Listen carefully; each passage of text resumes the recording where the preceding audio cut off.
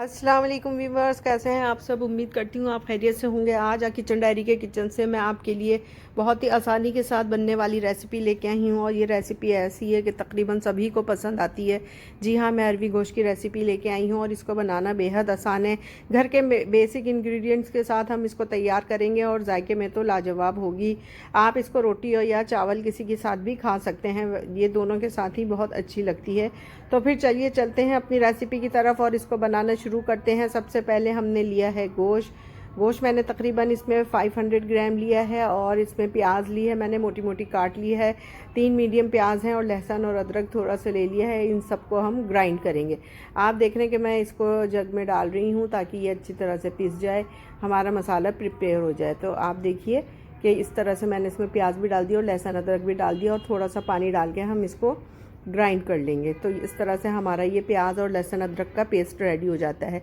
प्याज पीसने का हमें फ़ायदा ये होता है कि फिर हमें एंड में इसकी भुनाई बहुत ज़्यादा नहीं करनी पड़ती है, वरना अच्छा नहीं लगता है कि सालन में फिर प्याज कभी खड़ी खड़ी भी नज़र आती है। तो इसलिए इसको अगर आप पीस लेंगे तो बिल्कुल टेंशन फ्री होकर आप अपनी ग्रेवी बना सकेंगे। तो आपने देखा कि मैंने सरसों का तेल लिया है। इस तरह के सालन सरसों के तेल में बहुत अच्छे लगते हैं जब वो स्मोकी फ्लेम पे आ जाए, इसका जो टेम्परेचर है वो बहुत हाई हो जाए सरसों के तेल का। तो फिर हम उसमें थोड़ा सा नमक डालते हैं ताकि इसकी जो स्मेल है वो ख़त्म हो जाए। और फिर फ़ौरन ही मैंने इसमें, आपने देखा कि मैंने इसमें प्याज का पेस्ट डाला है जो अभी हमने ग्राइंड करा था।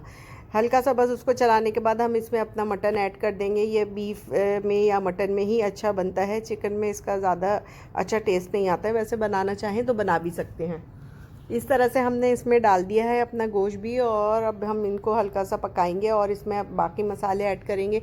बेसिक से मसाले डलते हैं, वही हल्दी है, धनिया है, मिर्चें हैं और कश्मीरी लाल मिर्च है। लहसुन अदरक तो हमने उसमें ग्राइंड कर लिया था, वो उसी वक्त डल चुका है। बस इसी तरह से हम इसको पकाएंगे। थोड़ा सा सॉल्ट ऐड करेंगे और हल्का सा भुनने के बाद आप देख रहे हैं क्वांटिटी मैंने मेंशन कर दी है। क्वांटिटी आप मेरी लिस्ट में इंग्रेडिएंट्स की उसमें चेक कर लीजिएगा।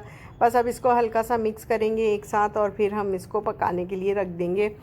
इसको पकाना बहुत आसान होता है। अब आप देख रहे हैं कि उसी जग में जिसमें मैंने प्याज वगैरह पीसी थी उसी में मैंने 3 टमाटर भी पीस के इसमें ऐड करे हैं, काट के बड़े बड़े पीसेस में, ताकि हम इसको भी ग्राइंड कर लें और फिर हम इसका भी पेस्ट शामिल कर देंगे। मसला वही है कि अगर हम इसको ग्राइंड करके डालते हैं प्याज अदरक लहसुन और टमाटर, तो फिर इससे होता ये है कि हमारी ग्रेवी बिल्कुल स्मूथ बनती है और कोई भी चीज़ हमें सालन में खड़ी खड़ी नज़र नहीं आती। सालन में अगर कोई चीज़ खड़ी हुई नज़र आए, उसमें या प्याज तैरती हुई नज़र आए या टमाटर या उसके छिलके, तो फिर वो अच्छा फील नहीं होता है। इसलिए बेहतर यही है कि आप इसको अगर ग्राइंड करके डाल देते हैं तो सारी आपको फिर कोई टेंशन नहीं रहती है। सालन बहुत अच्छे से ग्रेवी इसकी स्मूथ वेलवेटी बनकर तैयार होती है। अब हमने सब चीज़ें मिक्स करके थोड़ा सा मैंने पानी ऐड करा है 2 कप के करीब और इसको पकने के लिए रख दिया है। मटन है, जल्दी गल जाता है। मैंने ये तकरीबन बस 20 मिनट के बाद ही कुकर खोल दिया था, तो मटन बहुत अच्छी तरीके से 90% तक गल चुका था। अब आप देख रहे हैं कि मैंने ये खोला है, अब ये हमारा मटन इस वक्त 90% गल चुका है सिर्फ 20 मिनट में ही। देखिए इसको, अब हम इसको चलाएंगे और इसको पानी खुश करने की कोशिश करेंगे।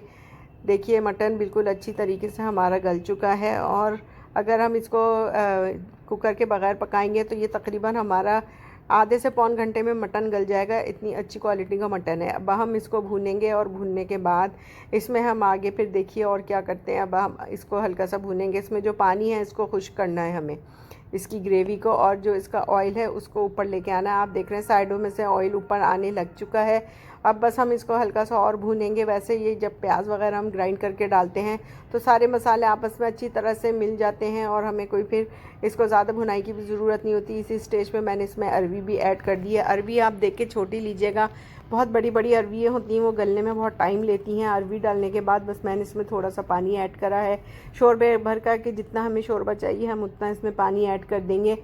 आप देख रहे हैं मैंने इसमें थोड़ा सा पानी ऐड करा है, तकरीबन 2 गिलास के करीब। अब ये पकेगा भी तो फिर ये थोड़ा थिक हो जाएगा। ग्रीन चिलीज इसमें ऐड करी हैं और इसके बाद बस अब हम इसको ढककर पकाएंगे।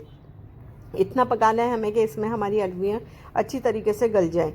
देखिए आप इस तरीके से हमने इसको पकाया और हमारी अरवियाँ तकरीबन गल चुकी हैं और इसके बाद अब हम इसमें जो बाकी के इसके मसाले हैं वो डालेंगे। देखिए अच्छी तरीके से गोश्त भी गल चुका है, जो 90% गला था वो बाकी 10% अरवियों के साथ गल चुका है।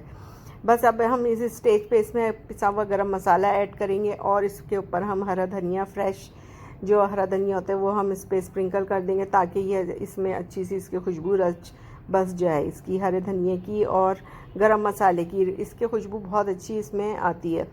इस स्टेज पर बस अब हम इसको ढककर हल्की आग पे रख देंगे, 5 मिनट के लिए दम लगाएंगे ताकि बाकी भी जो रोगन है वो इसके ऊपर आ जाए। तो इस तरह से हमारी डिश ये बनकर तैयार है। आप इसको रोटी या चावल किसी के साथ भी सर्व कर सकते हैं।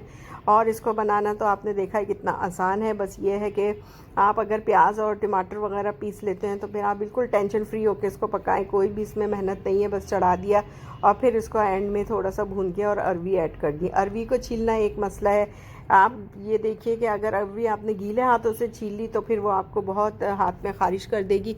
इसलिए बेहतर यही है कि आप जब भी अरवी छीलें तो उसको आप बिल्कुल सूखे हाथों से छीलें और अरवी भी गीली ना हो। आप जब अरवी बाज़ार से लाते हैं तो उसको लाके आप एक छलनी में रख के उसको सुखा लें और उसके 2-3 घंटे के बाद उसको छीलें ताकि वो बिल्कुल खुश्क हो जाए।